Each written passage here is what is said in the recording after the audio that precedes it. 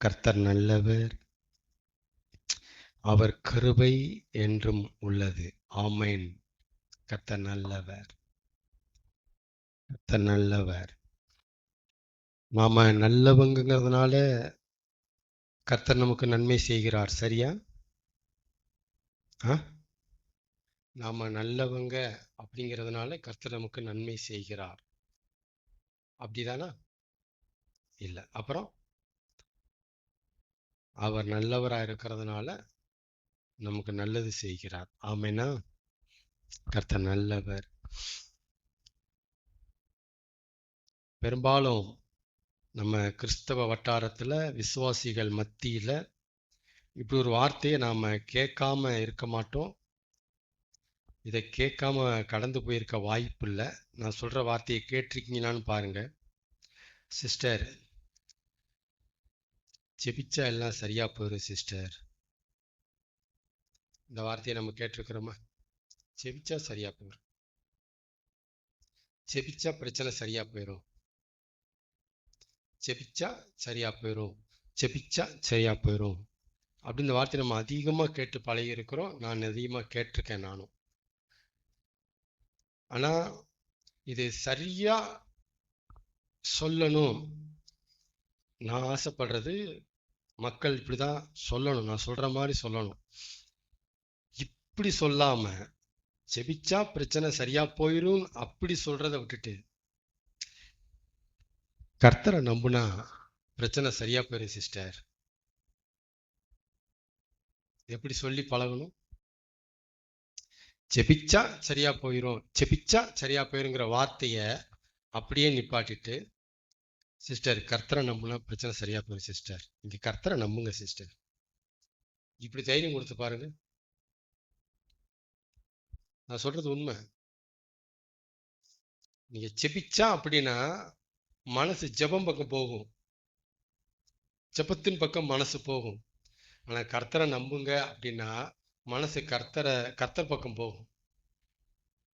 அப்படி போகும். அனுபவிச்சு தான் சொல்கிறேன் நான். கர்த்தரை நம்புனா பிரச்சனை சரியாக போயிடும் சிஸ்டர், பிரதர்ன்னு சொல்லி பழகுங்க. முதல்ல பழகணும். இது நம்மகிட்ட பழக்கமே கிடையாது. இப்படி பேசி பழக்கமே கிடையாது. பிளட்ல இல்லைன்னு சொல்லுவேன் நான். சிஸ்டர் கர்த்தரை நம்புனா பிரச்சனை சரியாக போகும். எங்க சொல்லுங்க, கர்த்தரை நம்புனா பிரச்சனை சரியாக போயிடும். இயேசு கிறிஸ்து ஊழியம் பண்ண நாட்களில் ஒரு வீட்டில் உட்காந்து போதகம் பண்ணிட்டு இருக்கிறாரு. அப்போ ஒரு திமிர்வாதக்காரனை 4 பேர் சமத்து வர்றாங்க. எப்படி சமத்து வர்றாங்க? படுக்கையில், பெட்டோட திட்டு வர்றாங்க. ஆனால் ஜீசஸனுடைய டீச்சிங் பவர்ஃபுல்லாக இருந்ததுனால மெசேஜ்னா சும்மா செம்மையாக இருக்கும். அவர் பேசினார்னா கூட்டம் நிரம்பி வலியுது, வீடே பிடிக்கல, வீட்டுக்கு முன்னாடியும் கூட்டம். ஒரு நோட்டீஸ் ஒட்டல. ஆராதனை பெருவிழா, அற்புத பெருவிழா, அபிஷேக பெருவிழா, சந்தோஷ பெருவிழா, திருவிழா, ஒரு நோட்டீஸும் ஒட்டல. இயேசுடைய போஸ்டும் ஒட்டல. ஜீசஸ் மெசேஜ் கொடுத்துட்டு இருக்கிறாரு. கூட்டம் வலியுது, தியேட்டர்ல வலிகிற மாதிரி வலிஞ்சுது. இவங்க அப்ப பார்த்து இவன் தூக்கிட்டு வர்றாங்க. பெட்டோட உள்ள போனா எங்க ஒரு ஆள் நுழையிறதுக்கே வழியை காணும். வாசல்லே ஃபுல்லா இருக்கு, நுழைய வழியே இல்லை. இப்ப என்ன செய்யணும்? வாட்ஸ்அப் போட்டு பேச முடியுமா? ஜீசஸ்ட போன் பண்ணி தான் பேச முடியுமா? என்ன செய்யணும்? இப்ப மெசேஜை சொல்லி ஆகணும். இந்த திமிர்வாதக்காரன் எந்திரிச்சு நடந்தாகணும். டாக்டர் உள்ள இருக்கிறாரு, பேஷண்ட் வெளியே இருக்கிறாங்க, உள்ள விடுறதுக்கு ஆளை காணும்.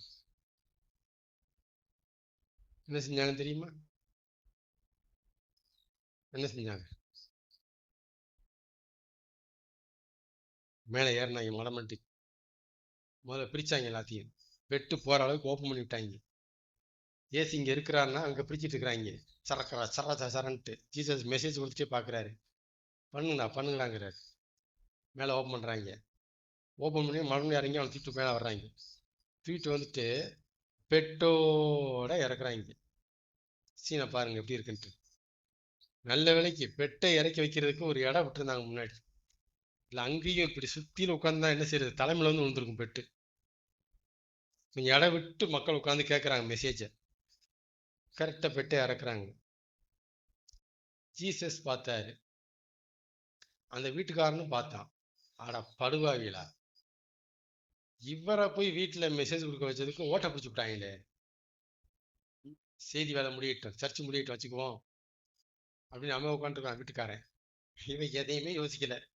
வீட்டுக்காரன் என்ன சொல்லுவான், ஏசு என்ன நினைப்பாரு, ஒன்றும் செய்யலை. இவன் ஏறுனா ஓப்பன் பண்ணா உள்ள தள்ளி விட்டான் ஆளை. ஏசு மெசேஜ் கொடுத்துட்டே அந்த சம்பவத்தை பார்க்குறாரு. கீழே திமிர்வாதக்காரன், மேலே 4 பசங்க எட்டி பார்க்குறாங்க. அங்க இருந்துட்டு இப்படியே பார்க்குறாங்க அப்படிங்கிறாங்க. இயேசு அவர்கள் விசுவாசத்தை கண்டு, பிரேயரே பண்ணல, விசுவாசத்தை கண்டு திமிர்வாதக்காரனை நோக்கி, மகனே உன் பாவங்கள் உனக்கு மன்னிக்கப்பட்டது சொன்னாரா? இப்ப அவங்க செபிச்சாங்களா விசுவாசிச்சாங்களா? விசுவாசிச்சாங்க. ஆமாண்ணா, அதுதான் சொல்ல வந்த சப்ஜெக்ட. இப்ப செபிச்சா சரியா போயிடும் அப்படிங்கிறத இப்படி சொல்லி பழகுங்க. விடுங்க கர்த்தரை நம்மளா சரியா போயிடும் அப்படி சொல்லி பழகுங்க. கர்த்தரை யாரெல்லாம் நம்புறாங்களோ அவங்க கர்த்தர்ட்ட செபிக்காம இருக்க முடியாது, செபிக்காம இருக்க முடியாது. அதனால அப்படி சொல்ல வரேன் நான். இப்படி சொல்லி பழகுங்க, ஜெபம் ஆட்டோமேட்டிக்கா பண்ணுவீங்க. நீங்க செபிச்சா சரியா போயிடும், செபிச்சா சரியா போயிடும்னா செபிக்கும் போது கர்த்தரை நம்புவீங்க, செபிச்சு முடிச்சதுக்கு அப்புறம் கர்த்தர் நம்பிக்கையெல்லாம் போயிடும். அதனாலதான் இப்படி சொல்றது. நீங்க ஜெபத்தை ஃபோக்கஸ் பண்ணாம கர்த்தரை ஃபோக்கஸ் பண்ணுங்க. அதாவது கர்த்தரை நம்புறதுல உங்களுடைய கவனமும் உங்களுடைய இருதயமும் அதுல இருக்கட்டுங்கிறேன். மாத்தி பேசலாமா? எனக்கு ஆண்டவர் கற்றுக் கொடுத்தது. செபிச்சா சரியா போயிருங்கிற வார்த்தைய சிஸ்டர் அழுவாங்க, கர்த்தரை நம்புங்க சரியா போயிடும், எல்லாம் சரி பண்ணி தருவாங்க. அப்படி அட்பேசி பழகுங்க, கர்த்தர்ட்ட கேட்கறதுக்கு ஆட்டோமேட்டிக் ஜனங்க போவாங்க. ஆமீன். கர்த்தர் நல்லவர். 1 கொரிந்தியர் 3ஆம் அதிகாரம்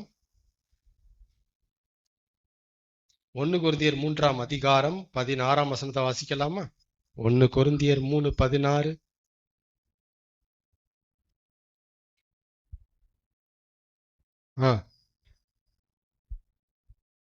பவுல் நம்மளை பார்த்து எழுதுறாரு, விசுவாசிகளை பார்த்து எழுதுறாரு. நீங்கள் தேவனுடைய ஆலயம்னா என்னது தமிழ்ல? இன்னொரு தமிழ் ஆலயத்தை எப்படி சொல்லலாம்? கோயில், கோயில் சொல்லலாமா? சரி, வேற எப்படி சொல்லலாம்? ஆலயங்கிற வார்த்தைக்கு வேற தமிழ் வார்த்தை தமிழ்ல இந்துக்களுக்கு நல்லாவே தெரியும் இந்த வார்த்தை. கோயில் வேற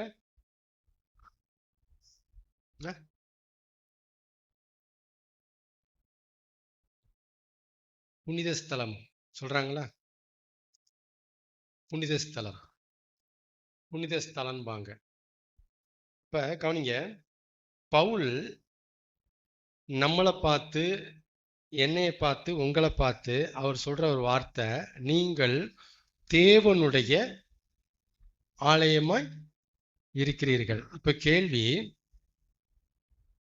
தேவனுடைய ஆலயம் அப்படின்னு எதை சொல்லுவோம்?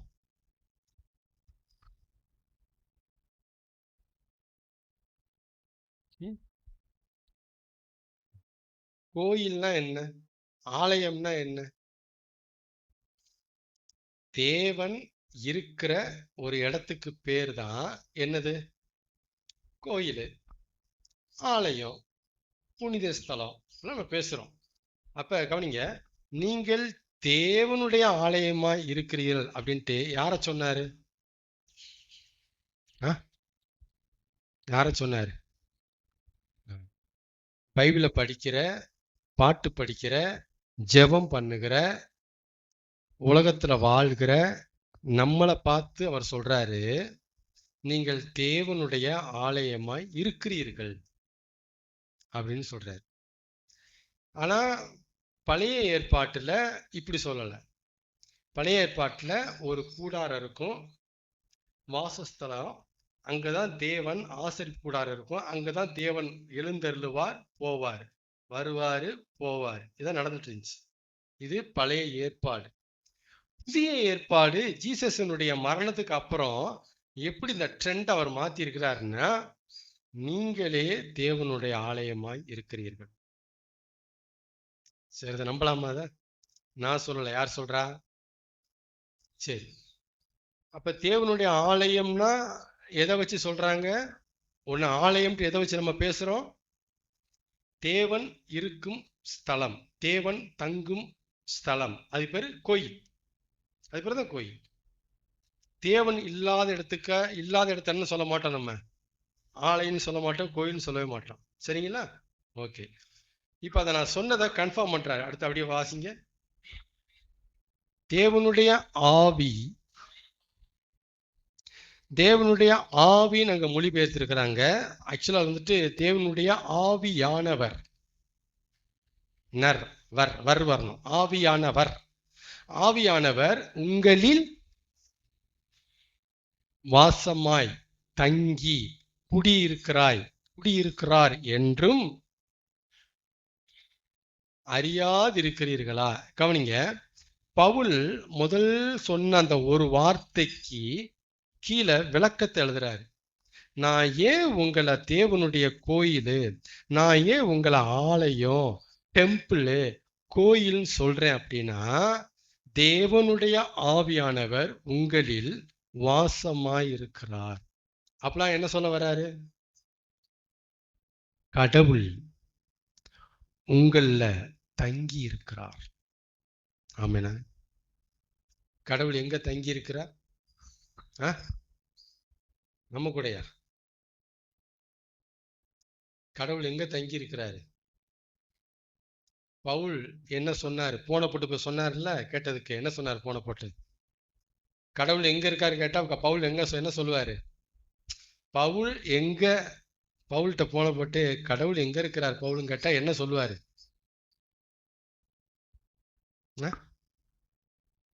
பவுல்கிட்ட போன போட்டு கடவுள் எங்க இருக்கிறார் பவுலு அப்படின்னு நான் கேட்டேன்னா, எனக்கு அவர் கொடுக்குற பதில் என்னன்னு கேட்கிறேன்.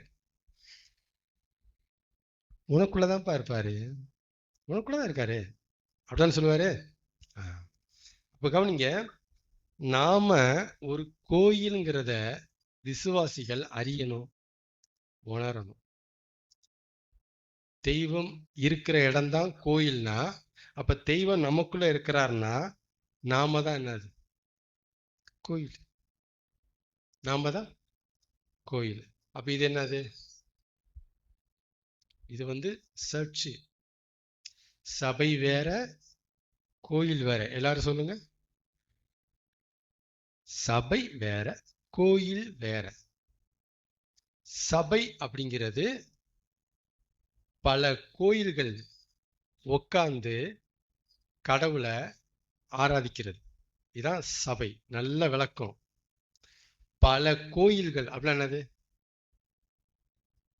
ஒவ்வொரு ஆளும் யாரு? கோயில்கள். பல கோயில்கள் ஒன்னா கூடி உட்காரணும்ல. அப்படி கூடிட்டாலே அது வேப்ப மரமா இருந்தாலும் சரி, அரச மரமா இருந்தாலும் சரி, தெருவா இருந்தாலும் சரி, பில்டிங்கா இருந்தாலும் சரி, அது சபை. மேல கூரை போட்டிருந்தாதான் சபை கிடையாது. ஒரு மரம் இருந்தா கூட சபை தான், இல்லையா? 10 பேர் நடு ரோட்ல உச்சி வெயில கூடினாலும் அதுக்கு பேர் சபை. மைண்டை சரி பண்ணிக்கிங்க. இன்னைக்கு கிறிஸ்தவம் போட்டு குழப்புறாங்க, சபைனாலே குழப்புறாங்க. இதை கோயில்னு சொல்றாங்க. இது கோயில் கிடையாது. இது கட்டிடம். என்ன கட்டிடம்? பல கோயில்கள் வந்து போகிற கட்டிடம். இது கோயில் கிடையாது. மைண்ட்ல வச்சு, இது கோயில் கிடையாது. யார் தான் கோயில்? கட்டிடம் கோயில் அல்ல, நம்ம மனசுதான் கோயில். தேவன் கட்டிடத்தில் வாழவில்லை, உயிருள்ள ஆத்துமாவில் அவர் வாழ்ந்து கொண்டு இருக்கிறார். ஆமேனா? இதான் நம்ம தான் தேவனுடைய ஆலயங்கிற கான்செப்டையே விட்டுட்டு கூடுகிற அந்த கட்டிடத்தை ஆலயன்னு சொல்லி நம்மளை வழி தப்ப பண்ணிட்டாங்க, தவறி போயிட்டோம். நாம தான் கோயில். நம்பலாமா? நாம தான் கோயில். ஆனா என்ன சிக்கன் தெரியுமா? தேவன் எனக்குள்ள வாழ்கிறார் அப்படிங்கிறத வசனம் சொல்லுது, பைபிள் சொல்லுது, வேதம் சொல்லுது, தேவனுடைய வார்த்தை சொல்லுது பிரதர், தேவனுடைய தாசனாகிய பவுல் சொல்றாரு பிரதர் அப்படின்னு நம்புறவங்க தான் 98%. எப்படி எப்படி நம்புறாங்க? பிரதர் உங்களுக்குள்ள கடவுள் வாழ்றாரா? எஸ். எப்படி சொல்றீங்க? பைபிள் சொல்லுதுல்ல. எப்படி சொல்றேன்னு புரியுதா? பைபிள் சொல்லுதுல்ல, வசனம் சொல்லுது பிரதர், பவுல் சொல்றாரு பிரதர், தேவனுடைய வார்த்தை சொல்லுது, தேவன் எனக்குள்ள வாழ்கிறார். இதுக்கு ஆன்சர் எல்லாம் இப்படிதான் பேசி பழகி இருக்கிறோம். 98% சொல்றேன் நான், இப்படிதான் பேசுவாங்க. அதனாலதான் கோயிலுக்கு சபைக்கு வித்தியாசம் தெரியல. நம்ம பிரச்சனை அங்க இருக்கு. ஆனா 2% மக்கள் இருக்கிறாங்க, அவங்க பைபிளை காட்ட மாட்டாங்க. எடுத்தோனையும் தேவன் உங்களுக்குள்ள வாழ்கிறாரா பிரதர் அப்படின்னா எஸ். எப்படி சொல்றீங்க? அனுபவிக்கிறேன், நான் ஃபீல் பண்றேன், அவர் எனக்குள்ள அசைகிறத, எனக்குள்ள அவர் பேசுறத, அவருடைய அந்த உணர்வு வெளிப்படுறத நான் ஃபீல் பண்றேன். எஸ். இத தேவன் நமக்குள்ள இருக்கிறாருங்கிறத எக்ஸ்பீரியன்ஸ் மூலமா நம்புறவங்க 2%. எத்தனை பேரு? 100 விசுவாசி இருக்கிறாங்கன்னா 2 விசுவாசி தான் அதை உணர்ந்து உள்வாங்கி அனுபவிச்சு, ஆமா பவுல் சொல்றது உண்மைதான், இப்படி அனுபவிச்சு வசனத்தை ஆமன் கன்ஃபார்ம் பண்றவங்க 2 பேர். 100ல 2 பேர். 98 பேரும் அப்படி ஒரு எக்ஸ்பீரியன்ஸே இல்லாம பாஸ்டர் சொல்றாரு, வசனம் சொல்லுது, இப்படித்தான் வாழ்றாங்க. இந்த நிலைமை மாத்ததான் கூப்பிட்டுருக்கிறார், மைக்கு கொடுத்துக்காரு, அந்த நிலைமை மாத்தண்டா வாடாங்கிற. எல்லாம் அப்படிதான் பேசுறாங்க. அப்ப என்னுடைய கேள்வி, பவுல் அனுபவிச்சதுனால தேவன் உங்களில் இருக்கிறார், நமக்குள் வாழ்கிறான் எழுதினாரா இல்ல கற்பனை பண்ணி எழுதினார்? புரியுதுங்களா? அவர் அனுபவிச்சதைத்தான் எழுதுறாரு. நீங்கள் தேவனுடைய ஆலயமா இருக்கிறீர்கள், தேவன் உங்களுக்குள்ளே இருக்கிறார், நீங்கள் அறியீர்களா அப்படின்னு சத்தம் போடுறாரு. 1 கொரிந்தியர் 6 எடுங்க, கடைசி வசனத்தை வாசிங்க. 1 கொரிந்தியர் 6, 1 கொரிந்தியர் 6 கடைசி வசனத்தை வாசிக்கலாமா? சரி.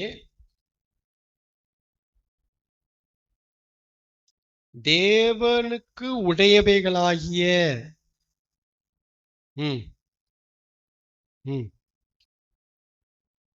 அதுக்கு முந்தின வசனம் கீழே. அருமையான வசனம். இங்க பாருங்க, உங்கள் பாடி இருக்கு இல்லையா, இந்த மாம்சம், இந்த உடம்பு, நீங்கள் தேவனாலே பெற்றும், அண்டர்லைன் வேர்டு. ஆனா நம்ம என்ன நினைக்கிறோம், இந்த உடம்பு எப்படி பிரதர் வந்துச்சு? எங்க அம்மா அப்பால வந்துச்சு பிரதர். இதுதான் சயின்ஸ். எங்க அம்மா அப்பால தான் இந்த உடம்பு எனக்கு வந்துச்சு, இதுதான் சயின்ஸ். ஆனா பவுல் இங்க பேசுறாரு, இதனுடைய மூலத்தை பேசுறாரு. ரூட் என்னன்னா, தேவன் தான் பூமியின் மண்ணினால மனுஷனை உண்டாக்குனாரு, பாடிய உண்டாக்குனாரு. அப்ப இந்த பாடி எங்க இருந்து வந்துச்சு? தேவனாலே. சொல்லுப்பா மறுபடியும். உங்கள் உடம்பானது தேவனாலே பெற்றும் உங்களில் தங்கியும் இருக்கிற. மறுபடியும் பேசுறாரு, 2வது தடவை கன்ஃபார்ம் பண்றாரு, எப்பா நீங்க தான்ப்பா ஆலயம், கடவுள் உங்களுக்குள்ள வாசம் பண்ணுகிறார், கடவுள் உங்ககிட்ட பேசுகிறார்ப்பா, உங்களுக்கு தான் அது புரியல, ஆனா அவர் பேசிட்டு தான் இருக்கிறார்ப்பா, உங்களுக்குள்ள அவர் அசைகிறார், உங்களை புஷ் பண்ணுகிறார், நகர்த்துகிறார், சில நேரம் உங்களை அப்படியே தூண்டுகிறார், இதை செய்யின்னு பாரு, செய்யாம இருக்க முடியாம செய்வீங்க, தூண்டுகிறார், உங்களுக்குள்ள இருக்கிறார். அப்ப 1 கொரிந்தியர் 6லயும் 1 கொரிந்தியர் 3லயும் பவுல் தெய்வம், கடவுள், நம்மளை படைச்ச அந்த படைப்பாளி, அவர் படைச்ச இந்த மனித ஆத்துமாவுக்குள், மனித உடம்புக்குள் வாழ்கிறார், வாசம் பண்ணுகிறார், தங்கி இருக்கிறார், குடியிருக்கிறார். இதான் பெர்க்மான்ஸ் பாடுவார், தேவாதி தேவன் தினந்தோறும் தங்கும் தேவாலயம் நாமே. இதான் அவர் பாடினார். சரிதானே? அப்ப நீங்க கிளம்பி போகும்போது, நான் ஒரு கோயில், நான் ஒரு ஆலயம். ஆமென். தேவன் தங்கி இருக்கிற இடம் நான் அப்படின்னு நினைச்சிட்டோம்னா வாயில நல்ல வார்த்தை தானே வரும். அப்படிதானே வரும். இதை நீங்க கோயில் அப்படின்னு பாக்குறதுனால தான் ஐயோ செப்பலை கழட்டி வெளிப்படணும்ல நினைக்கிறோமா? அப்ப நீங்க கோயிலாச்சே, கழட்ட வேண்டியது கழட்டணுமே உங்கள்கிட்ட இருந்து இல்லைல்ல. செப்பலை ஈஸியா கழட்டிட்டீங்க, ஆகாத சேட்டைகள் இருக்கே அது எப்ப கழட்டுறது? கழட்டணும்ல. ஏன் ஒரு ஒரு ஒரு ஒரு ஒரு சர்ச்சுக்கு, ஒரு பில்டிங்க்கு இவ்வளவு முக்கியத்துவம் கொடுக்கிற கிறிஸ்தவம் நமக்கு ஏன் முக்கியத்துவம் கொடுக்க போயிட்டாங்க அப்படின்னாலே பிரச்சனை தான். நம்மள ஆலயம் பார்க்க தவறிட்டாங்க, சர்ச்சை ஆலயம் பார்க்க ஆரம்பிச்சிட்டாங்க. அதனாலதான். அப்ப சர்ச் வேற, ஆலயம் வேற, ரெண்டுமே வேற வேற அர்த்தம். சபைங்கிறது கூடுகை, கூடுகை, கூடும் ஸ்தலம், அது பேர் தான் சபை. சபைன்னா அவ்வளவுதான் அர்த்தம். ஜனக்கூட்டம், கூடுகிற ஸ்தலம், கூடுகிற ஒரு அமைப்பு. நிறைய இடத்துல பாருங்க, நம்ம ராஜ்ய சபா, இந்த சபா சபான்பாங்க. நம்ம இந்துக்கள்ல கூட நிறைய சங்கம் வச்சிருப்பாங்க, அதுல சபா, இந்த சபா அந்த சபான்பாங்க. அப்புறம் என்ன அர்த்தம்? சர்ச்சின்னு அர்த்தமா? கூடுகிற இடம், அந்தந்த இன மக்கள் வந்து கூடுவாங்க, அந்தந்த ஜாதி மக்கள் கூடுகிற இடம், அதான் சபா. சரிங்களா? அப்ப அதைத்தான் நம்ம புரிஞ்சுக்கணும்.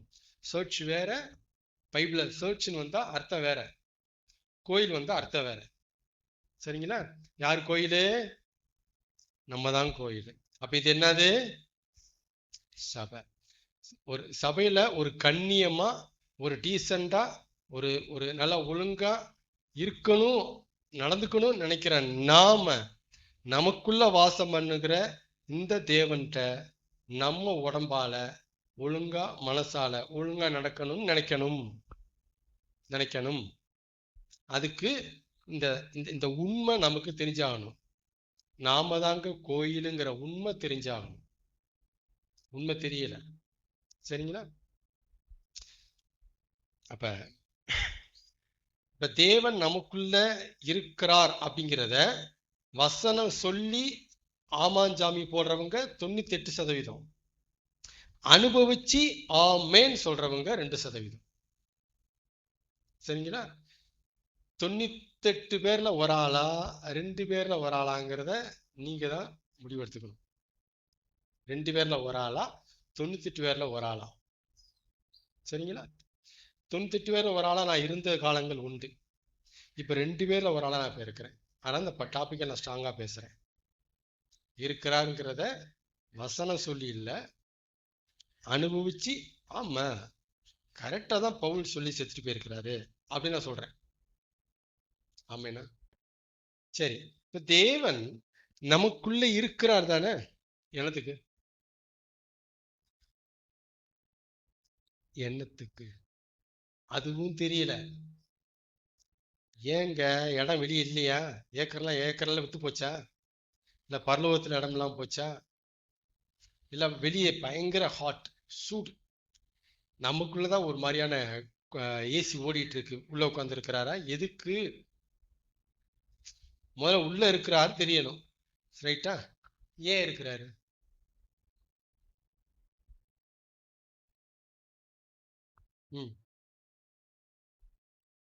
எதுக்கு உள்ள இருக்கணும்?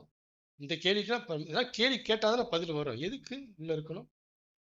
வெளியே இருந்து போயிருக்கலாமே.